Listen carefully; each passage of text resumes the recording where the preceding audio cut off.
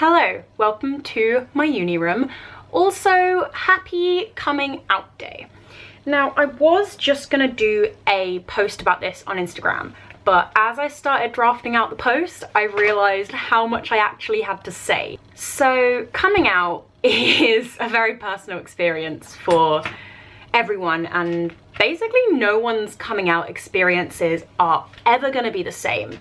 So, I came out to myself and a couple of friends as asexual in the summer of 2015, and then I came out on Twitter on October 6th, 2015. I didn't then come out to my mum until the beginning of 2017, and then the rest of my family like a little bit later, just kind of when it came up in conversation. After I came out to my mum, it was the biggest weight off my back that I didn't even realize was on my back, essentially.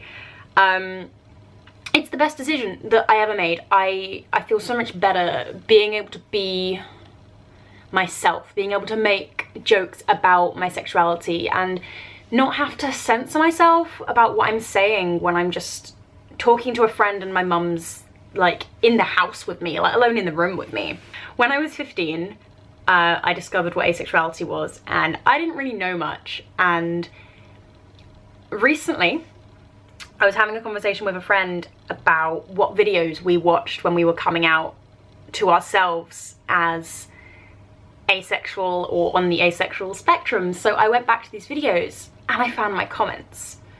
And the comments just come from this girl who's just turned 16 and has been feeling really broken but without really knowing why, and she's just found that asexuality is a thing and other people feel this way, but I didn't really know where to start learning anything. So my comments on these videos are like, hey, thank you for this. Like, it makes me feel less alone because I do feel really broken. I do feel really like I'm not normal. I'm not like everyone else because everyone else has crushes. Everyone else talks about sex and porn and masturbation all the time, and it's just not part of my brain. It just doesn't work.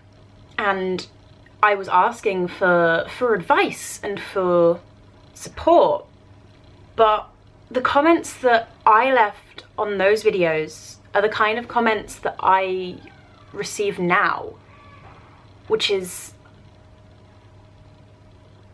absolutely insane to me.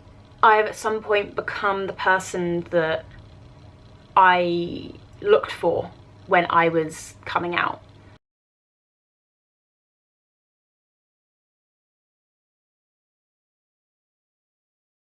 And I just totally can't shake this thought from my head because, I don't know, it just makes me think about how much progress that I have made since I found out what asexuality was, and since I thought that might be me. Coming out is a different experience for everyone, and coming out as asexual is going to be a totally different experience to coming out as trans plus or LGBT plus or anything like that. It's all unique. So I wanted to talk today about, I don't know, my experience. I've spoken before about coming out on YouTube.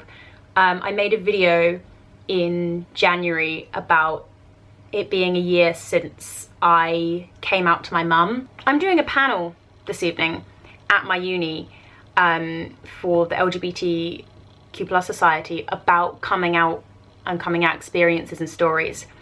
If I was 16 and heard of like a coming out panel, A, I would love to go, but B, I'd be too scared to go because I'd be too scared that, well, it's not going to relate to my identity and I'm still going to end up feeling this broken person. Coming out is more than just posting on social media with a label.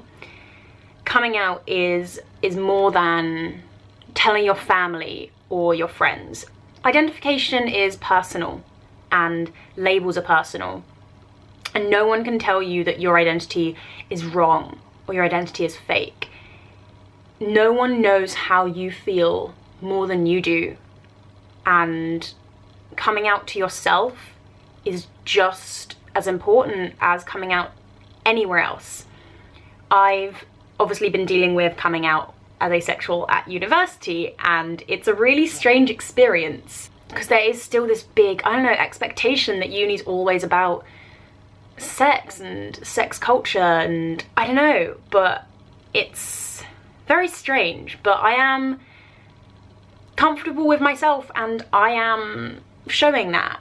I talk to my flatmates about it. We've all got little funny signs on our room doors that play off of our door letters, and mine just says doesn't. And it's little things like that that did make me feel really valid, because I was really worried that my flatmates wouldn't understand asexuality, or would just be, I don't know, disregarding of the fact that it's how I identify and it really does affect me. But I've got very lucky in that my flatmates are really supportive and they really are willing to learn. And I've always said to anyone and everyone, I am an open book. No question is too stupid or too invasive, as long as you want to know the answer for the sake of education and teaching yourself.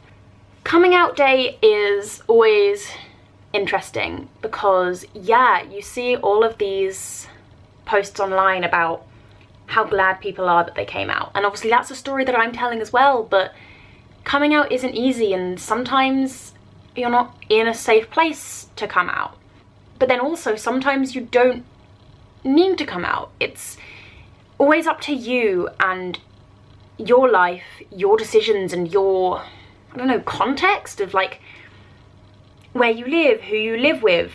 It's, I feel like, not mentioned enough that even if you're not out to family, friends, online, even to yourself, you're no less valid than someone who's been out for years. Your identity is still your identity, and just because you don't talk about it, but just because you don't talk about it, it doesn't mean that it doesn't exist. A lot of people do feel pressured to come out on days like today, but if you're not ready, you're not ready, and that is okay. But that's a brief telling of my coming out experience. As I said, I am going to be on a panel event this evening, and I hopefully will try and do an Instagram live or something, or my friend Fee is going to film some of it. So if you keep an eye on my Instagram and my Twitter, I will let you know what is happening. But yeah, happy coming out day. But yeah, thank you very much for watching, and see you soon.